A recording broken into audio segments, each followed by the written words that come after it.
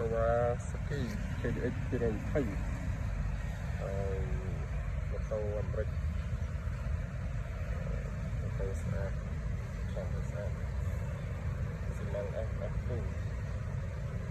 របស់អាមេរិកហ្នឹងគឺធំវាធំជាប់ហើយយើងដាក់ស្ដាប់ដៃ OB សិនហ្នឹងចាប់ដៃប្រាំងដៃអង្ញាយើងដាក់សេតាហើយទាំងអត់បាច់បាក់យើងដាក់បាក់ស្អាតនេះបូមវាបូមងាបូមដូចជាសម្ចាក់តែយើងឡើងបូមកាត់ហើយវារឹងជាងចឹងអត់សូវជាដៃជើងអីយើងធ្វើស្អាត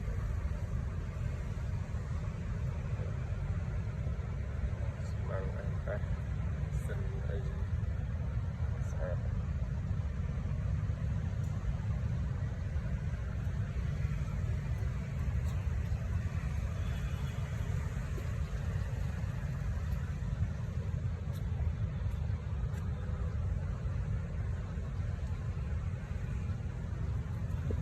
ស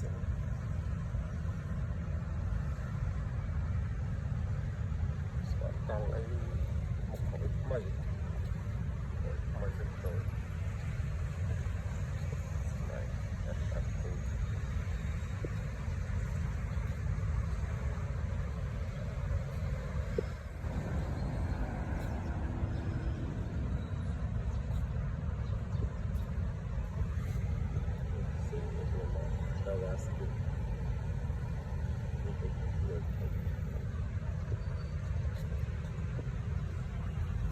អូតអីទៅយើងឡើង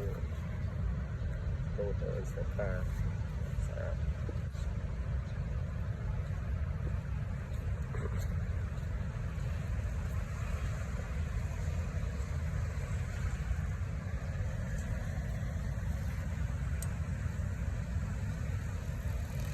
ទៅចាប់ទៀត